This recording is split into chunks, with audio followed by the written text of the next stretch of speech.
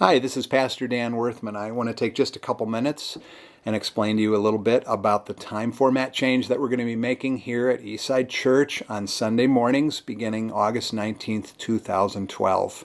You see here a picture of a church and people streaming in the front door and a few people leaving through the back door. That's a picture of every church. That's certainly a picture of Eastside. The front door is figuratively all the ways that visitors, that newcomers come into Eastside for the very first time. Some learn about us on our website. Some see our sign as they're driving by on Beach Blvd and they decide to check us out. More commonly, people come in through the front door for the first time because they've been invited by you. You invite your friends and your coworkers and your family, and they come with you for the first time to Eastside Church. We think a lot about the front door of the church, the reasons that people will come and check us out.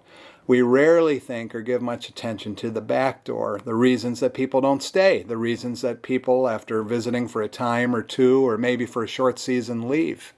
Now, there are valid reasons for people to leave after checking us out. People leave because they have doctrinal differences. People leave because they're looking for a different size of a church. And those are all fine. What grieves us is the reasons that people leave that are related to whether they've been made to feel welcome here.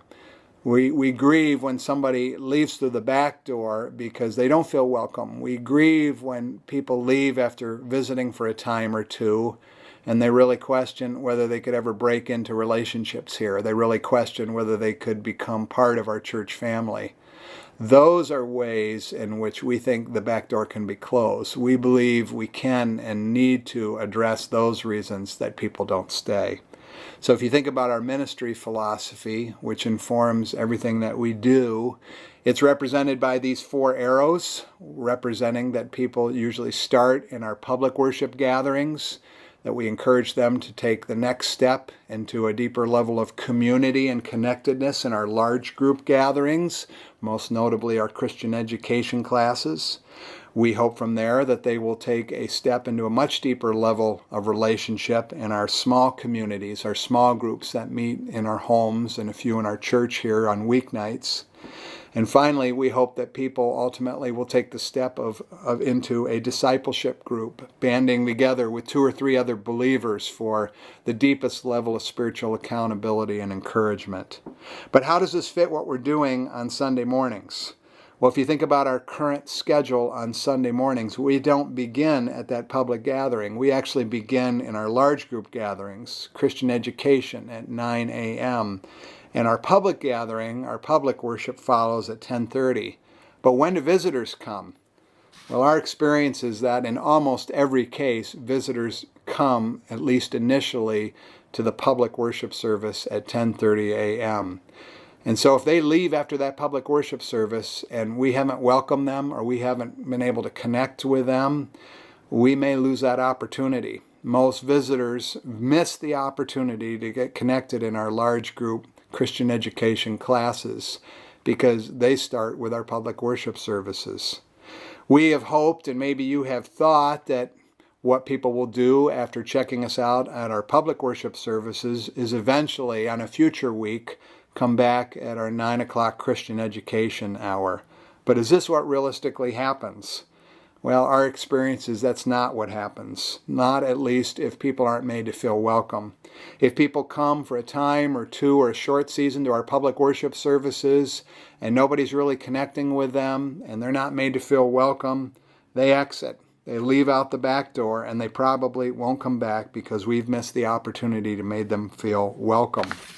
So what do we want to do? We want to reformat our Sunday mornings to more represent the flow of our ministry philosophy and to give us an intentional time where we can reach out to visitors and newcomers, make them feel welcome, connect with them.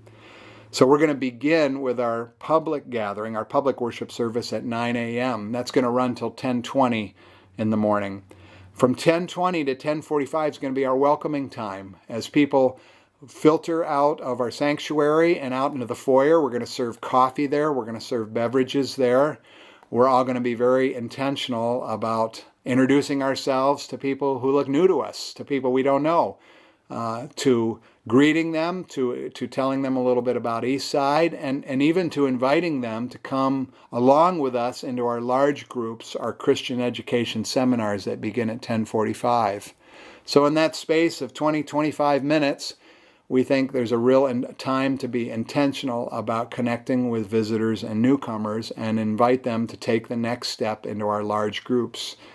It's our desire, it's our hope that in those large group Christian education seminar settings, people will begin to form closer relationships, to connect names to faces, and that deeper level of community can begin to happen so people feel welcome and feel like they have a place here. We hope you'll join us with us. We hope you will not only make the adjustments you need to make in your schedule to make this format change happen on Sunday mornings for you, for your family if you have one.